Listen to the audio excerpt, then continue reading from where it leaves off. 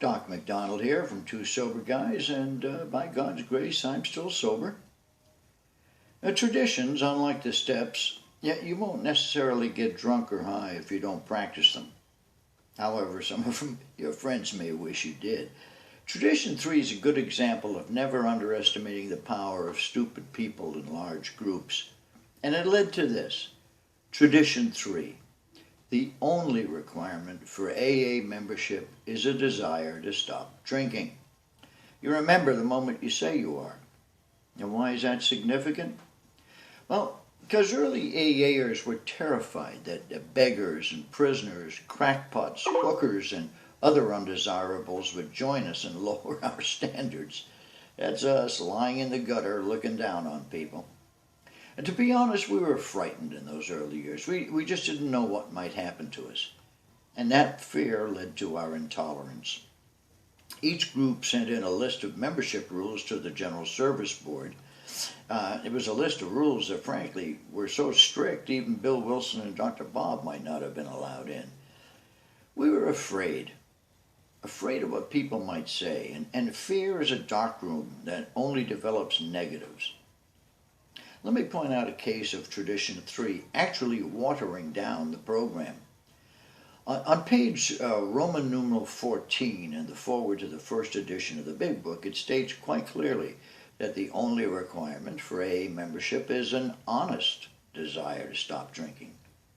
Somewhere between that first printing of the Big Book and the subsequent first printing of the 12 and 12 in 1946, the word honest got misplaced. Well, for one, I do regret that omission. It's my opinion only that dropping of the word honest has led to the revolving door of recidivism that we see today, but that's only my opinion, all right? And I certainly don't claim the wisdom or the spiritual guidance of our founding fathers. Fear, it tells us on page 140 of the 12 and 12, had led us to be intolerant. And once we realized that, we soon understood that we had to stop fighting anybody or anything. We had to. So ultimately, we abandoned all membership requirements. Experience taught us that by creating any barriers to membership, we'd be punishing or even killing a suffering alcoholic. One other thing this tradition did, by the way, is open the door for the admission of atheists. All thanks to Jimmy B., who wrote The Vicious Cycle. He's called Ed in the 12 and 12, and he's the guy who forced us to add God as we understand him to the steps. Jimmy was not a popular guy.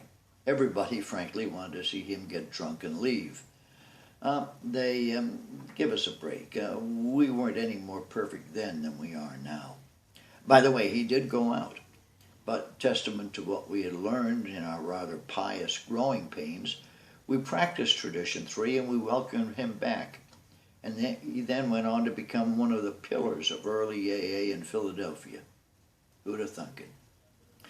Thanks for watching. God bless. Do good things always.